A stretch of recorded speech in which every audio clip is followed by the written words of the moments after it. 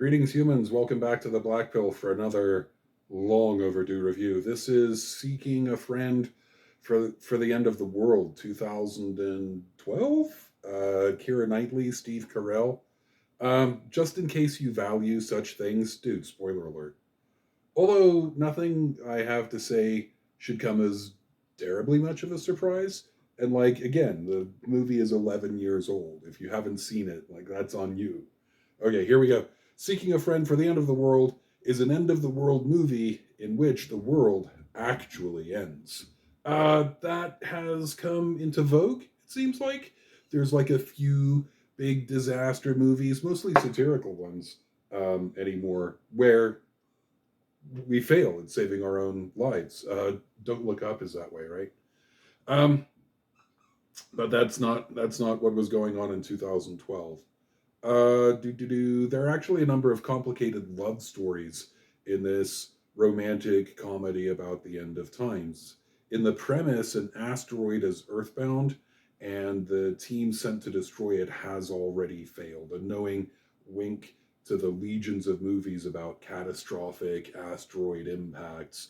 One protagonist, Dodge, has been living heretofore a meaningless and unsatisfying life. He works for the insurance industry at just a banal job. His wife leaves him at the start of the film. Even his attempted suicide early in the story is a failure. He wakes not only still alive, but saddled with a dog that some stranger has left him. The other protagonist, Penny, is more hedonistic, but her life is ultimately equally banal. Her primary relationship is with her record collection. This is partially a movie about missed connections.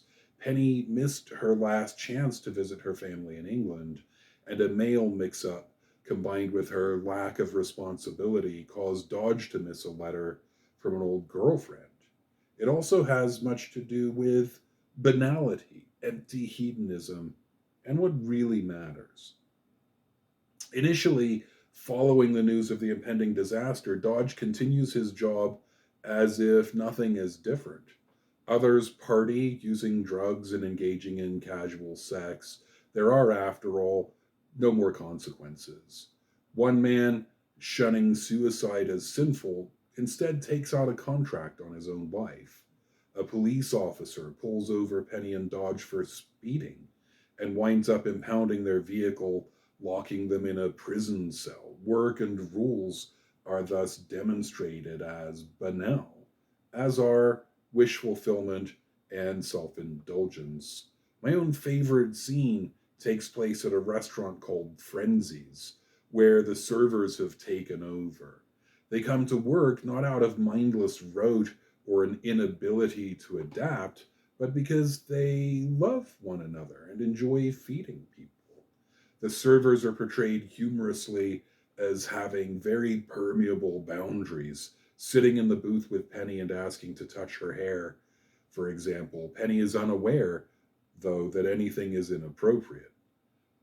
That the night devolves into yet another drug addled orgy is perhaps not surprising, but this time genuine love and perhaps even agape are involved. And here's a turning point in the story. Predictably, there's a love affair between Penny and Dodge. Penny is trying to make up for her irresponsibility by helping Dodge track down his former lover, but he has lost interest in this mission, knowing that he loves Penny. Meanwhile, he makes a number of sacrifices to try to help her get home to England, not the least of which is resolving some issues with his estranged father. At the end of the film, however, Penny is unable to complete her journey, preferring to return to Dodge and spend her last moments on Earth with him. I thought we were going to save each other, she says.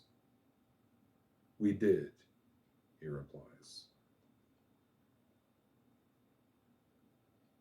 Aside from the ability to draw laughs from the strange situations surrounding the actually quite inevitable end of life, the film is remarkable in that the world actually does end at the end. It is not a Hollywood movie. and so does not have a Hollywood ending. Watching the scene fade to white as the world is annihilated is actually uncomfortable because of the hundred cliches we have all seen in such movies. Last second interventions, unlikely victories, deus ex machina.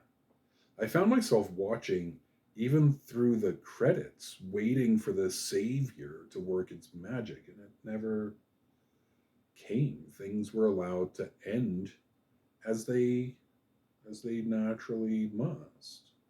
Again, this is much more normal now, but in 2012 this was not.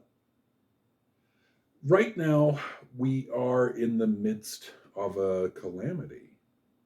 In movies, even this movie, it's some rogue space object that can and must be stopped that actually does for us. In actuality, it is our behavior, or at least the behavior of psychopathic corporate for profit interests. We could do something about climate change.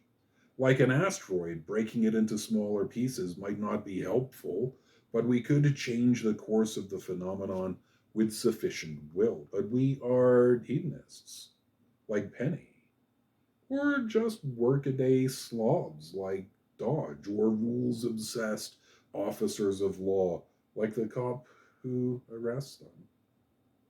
Otherwise, our reactions to knowing the end is coming are to escape through drugs or sex or movies. We could save ourselves. My least favorite thing about the film is the implication that becoming good people is the best we can do. Become good people and die as such. We could become good people and therefore take some action. Unlike Dodge's mixture of cough syrup and window cleaner, though, our suicide is shaping up to be fairly successful. Black Pill out.